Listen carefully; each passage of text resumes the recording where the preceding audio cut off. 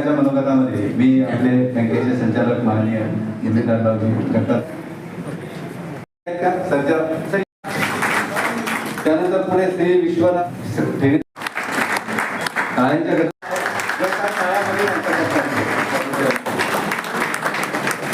समाज हितासाठी आणि लोक हितासाठी काम करत आहेत.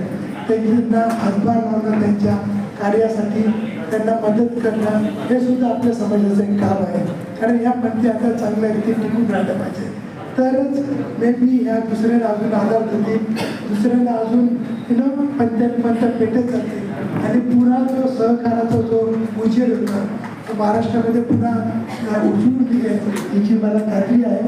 तर पुन्हा एकदा आणि मला वाटतं की आता आम्ही समाजकार्य करत असतो तर मी असा नेहमी विचार करत असतो की जोपर्यंत आपण देण्याच्या काही घेते तोपर्यंत आपण स्वतःला खूप लकी समजलं पाहिजे, स्वतःला भाग्यवान समजलं पाहिजे. जोपर्यंत घेण्याची आपल्याला वेळ येत नाही, ते काही असो, आपल्या पैशाच्या रूपात असेल, माणुसकीच्या रूपात असेल किंवा श्रमाच्या रूपात असेल, जोपर्यंत तुम्ही समाजाला देत आहात तोपर्यंत तुम्ही समाजातले खूप कमी लोक आहेत की जे देऊ शकतात.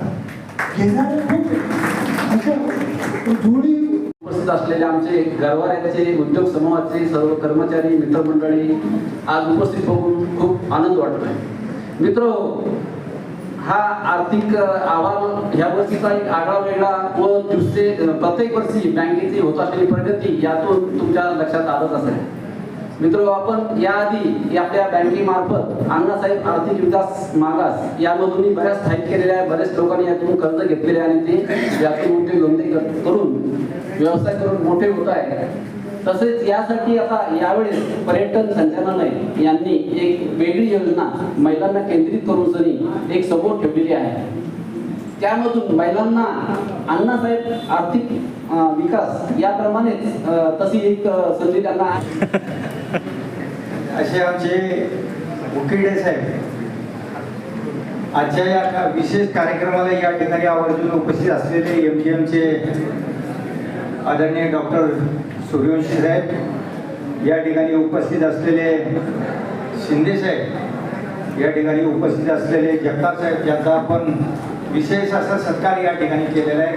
95% ठिकाणी नाही आहेत आणि जे आहेत ते शिक्षकांनी त्याचे 12 वाजवले बंद करून ठेवायचं. तर म्हणून एक अपील केलं आहे की तुमच्या गावची शाळेत जिथे असेल तिथं भेट द्या, तिथे बघा कॉम्प्युटर आहे आणि ते कॉम्प्युटर प्राथमिक शाळेला 3 द्या, 8वीपर्यंत शाळेला 5 द्या, 10वीपर्यंत शाळेला 10 द्या. किती किंमत येईल हे पण मी लिहिलेलं आहे. हा बँकेचा विषय नाही आहे, पण मला डॉक्टरांनी सांगितलं घेवी. मी काल दिवसभर या विषयावर चर्चा करत होतो, विचार करत होतो आणि मी शाळेला पत्र लिहिलं. असो, यानंतर भोजन होईल, सर्वांनी भोजन घ्यावं. आपण गेल्या 30 वर्षामध्ये बँकेवर जो विश्वास ठेवलेला आहे त्या विश्वासाला आम्ही कधी करा जाऊ देणार नाही. आपल्या कल्याणासाठी काही योजना राबवायच्या असतील काही आम्ही चर्चा करून ठरवू, त्या काही मी आज जाहीर करत नाही.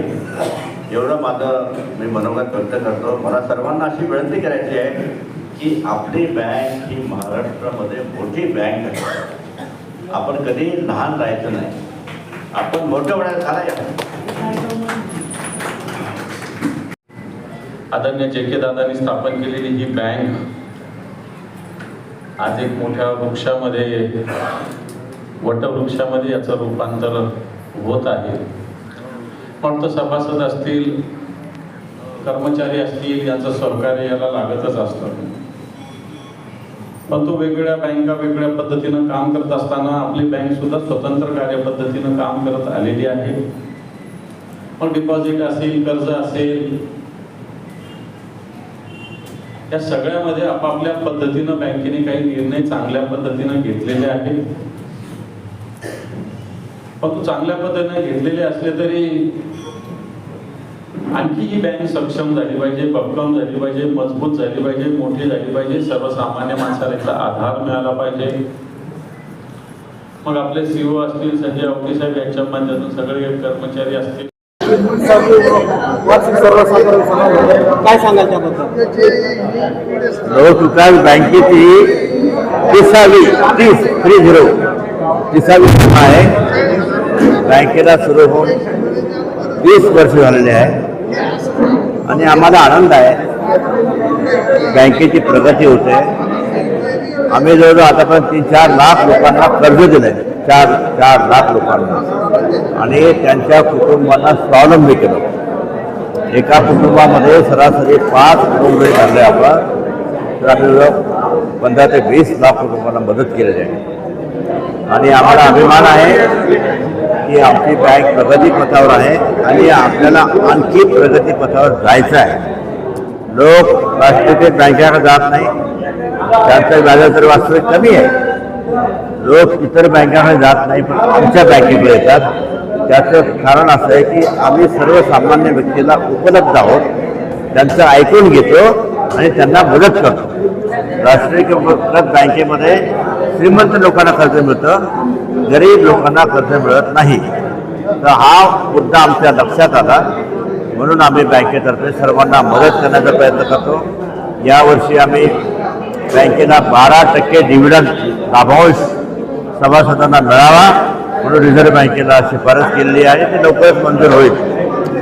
याशिवाय शिक्षणासाठी कर्ज, महिलांसाठी कर्ज अशा योजना अनेक आहेत आणि त्या सर्व योजनांची आम्ही प्रत्येक शाखेमध्ये कर्ज देऊन अंमलबजावणी करत आहोत. ठेवी वाढवण्याचं पण आव्हान केले तुम्ही.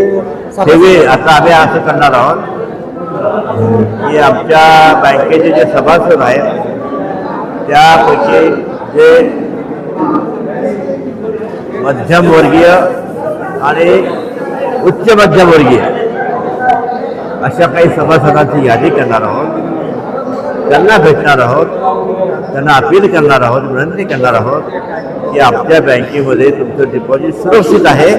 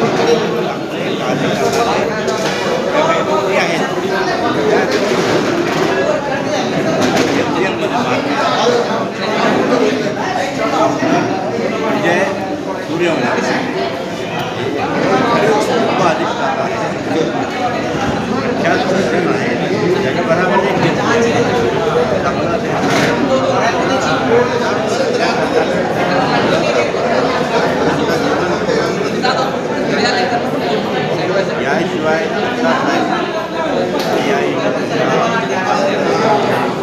अनाथासाठी ज्वाले मोठे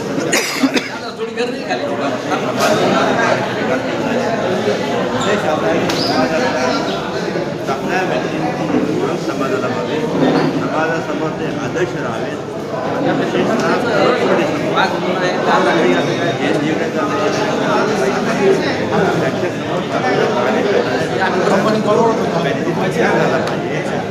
गौरव केला पाहिजे आणि त्या मार्गाने आपण जायला पाहिजे, विचार केला सभासद आहे बँकेचा आणि माझे संचालक पण आदरणीय जे दादांनी विकास बँकेच्या माध्यमातून जे छोटंसं रोपटं लावलं होतं